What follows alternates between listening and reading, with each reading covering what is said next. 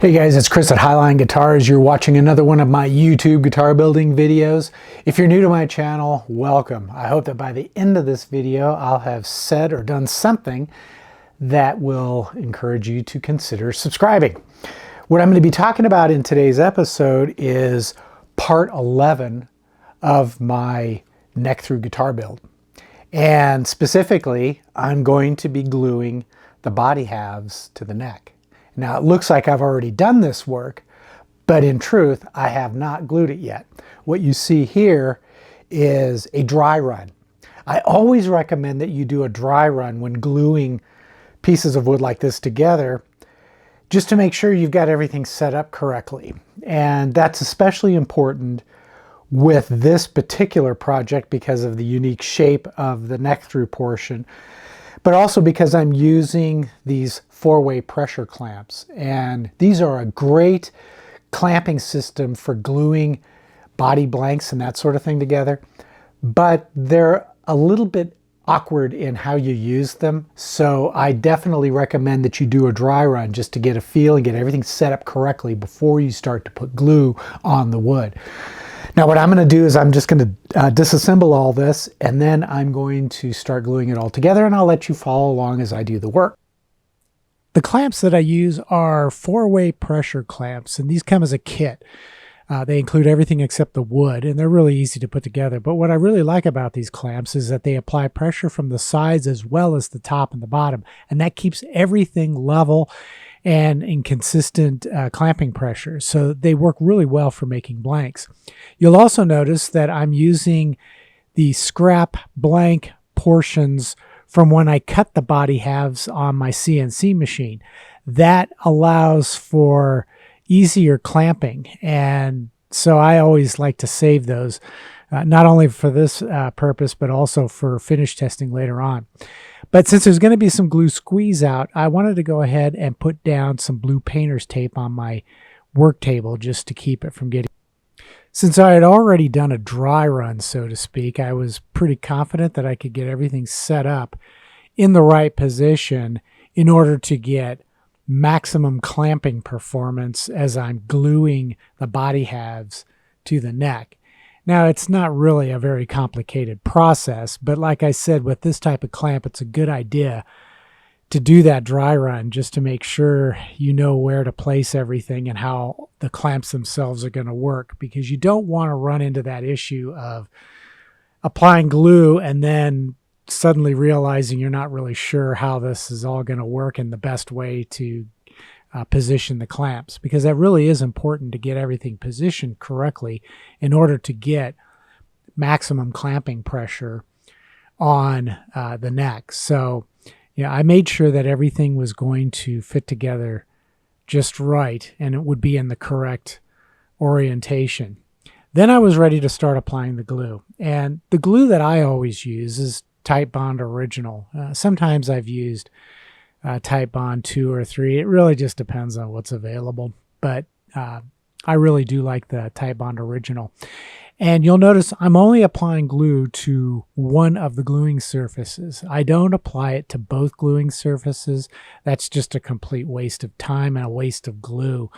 So I'll just brush it over consistently onto the surface here where it's going to mate up with the body halves. And of course, I'm going to do both sides to make sure that everything is going to be glued up at the same time instead of doing one side at a time.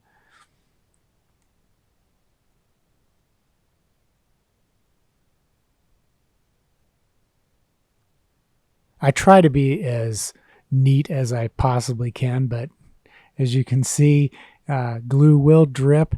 And I don't worry about it because with this type of glue, the way aliphatic resin wood glues work is they don't really do any bonding or adhesion until they're under clamping pressure. And once you put them under clamping pressure, the glue causes the wood fibers in each of the two pieces to intermingle. And then when it dries, it forms an incredibly strong bond. But if the glue runs or drips it down the surface where you're not going to be gluing anything, it's not going to affect anything at all. And the glue is just going to sit on the surface and can be scraped off pretty easily later on. I see guys sometimes wipe down the drips or glue squeeze out with a damp rag, and all that does is it forces the glue down into the wood fibers, which can affect the adhesion or the absorption of finish later on. So here I'm installing the top portion of my 4-way pressure clamps, and it's pretty important to get the side portions of the clamps positioned correctly. And then I'll start to apply a little bit of clamping pressure. And I don't overdo it here. I just apply enough pressure to get the parts tightly together so that there's not going to be any gaps or anything like that. And hopefully there'll be just a minimum of glue squeeze out.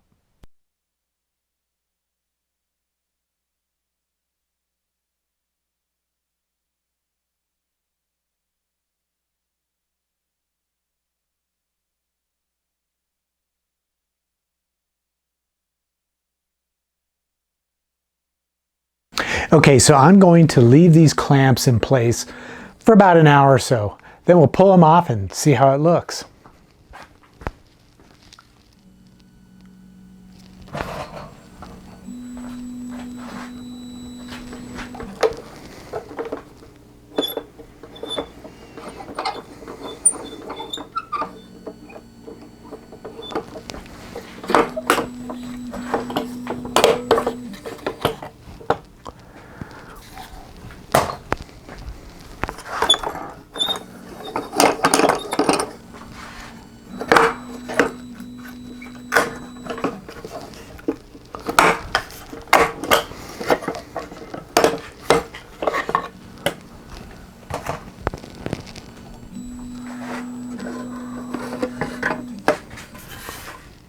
Perfect.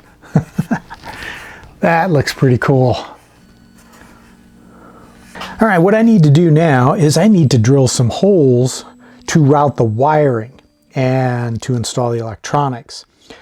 So that means I need to drill a hole from the neck pickup pocket to the bridge pickup pocket, and then from the bridge pickup pocket into the control cavity.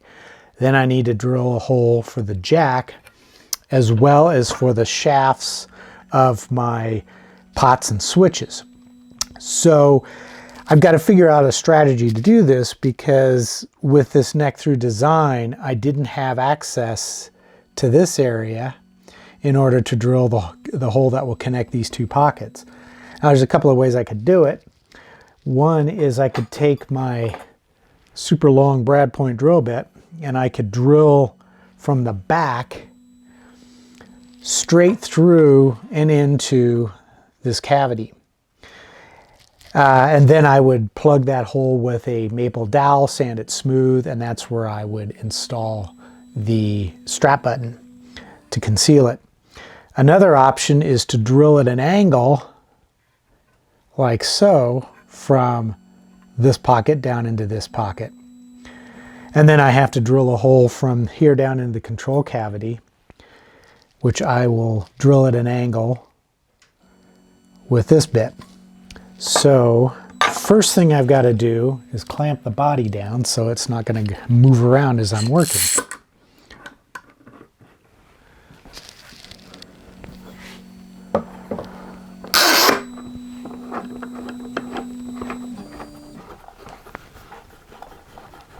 And then as I drill the hole at an angle from this pocket down into, from the neck pocket down into the bridge pickup pocket, I'll use a short length of aluminum tubing to protect the body as I'm drilling, because I don't want the drill to tear into anything.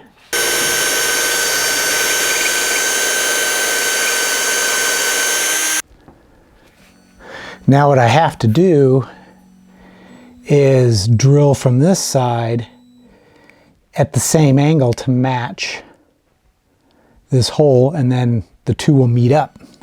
So what I'm going to do is I'm going to insert a shorter bit partially into that hole so that I can see the angle, and then I'll drill from this side and try to match that angle.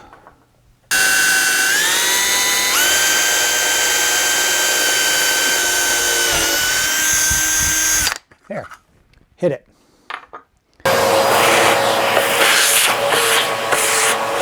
There, as you can see, the wire goes right through. Okay, so now what I need to do is to drill a slightly larger hole from the bridge pickup pocket down into the control cavity. And the reason it has to be bigger than the hole that I drilled between the two pickup pockets is because that hole needs to be large enough to carry the two wires from both pickups and possibly the ground wire from the bridge, depending on where I drill that. So I'm using a 3/8 inch diameter extra long brad point drill bit, and I'm going to drill from this angle down into that cavity.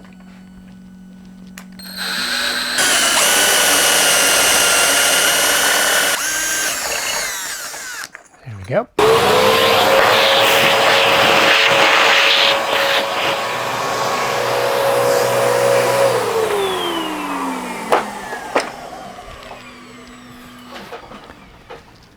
Now what I need to do is figure out where to drill the ground wire hole for the bridge. So if the bridge is here, I could just drill a hole straight down into the cavity, and that can be a fairly small hole. I might use just a 1/4 inch drill. I could go even 1/8 inch if I wanted to, or I could go this way down into the pickup pocket so that the wire would then route down into that hole there into the cavity. And I think that's what I'm going to end up doing. So I'm just going to get a 1/8 inch drill bit. And I'm going to drill that about right here. And that'll just go at an angle down into that cavity.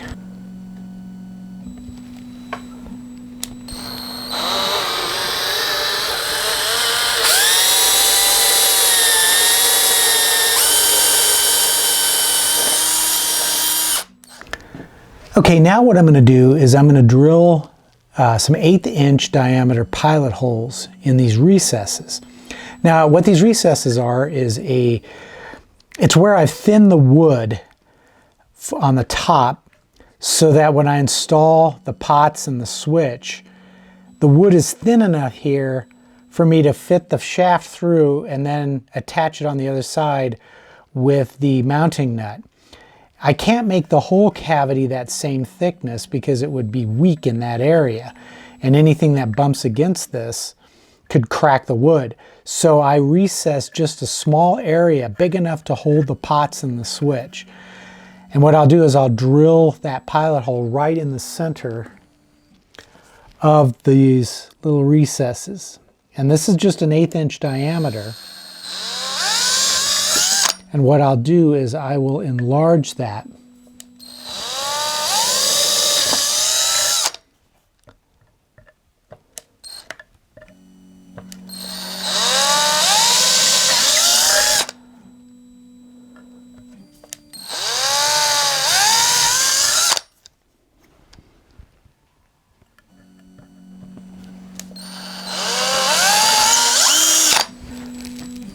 These 4 holes are going to be for the pots, and they need to be 3/8 of an inch in diameter. And then this hole here is going to be for the switch, which needs to be a 1/2 inch. And I'm going to use a step drill bit to enlarge those holes to the correct diameter.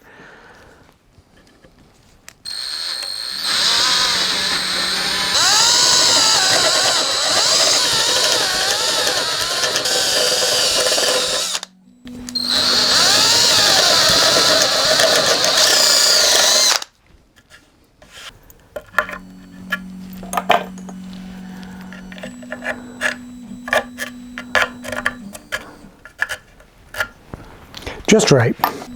Now what I need to do is to drill the hole for the jack. And I know I want to position that right about here on the side. So what I need to do is measure and mark the exact center between the bottom of the body and the top. And that's going to be right here,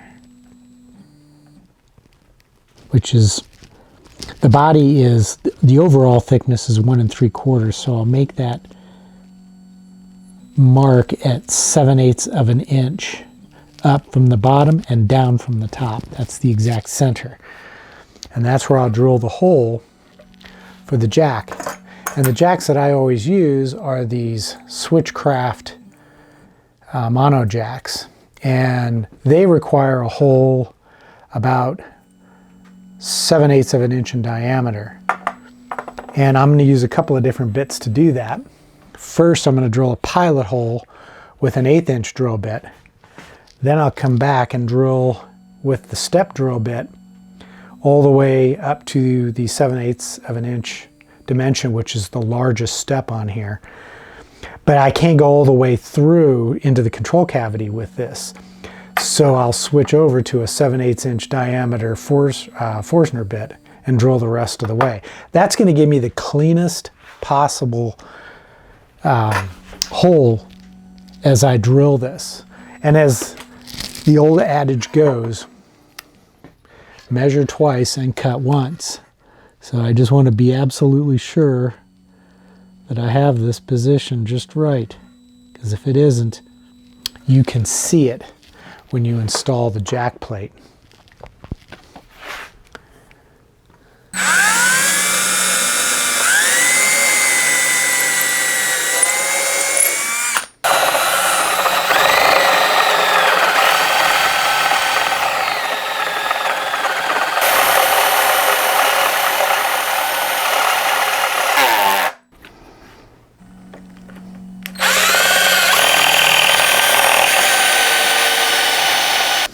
All right, guys, well, I've got pretty much all the holes drilled for the electronics, but as is the case with building guitars, there are a lot of other holes that need to be drilled.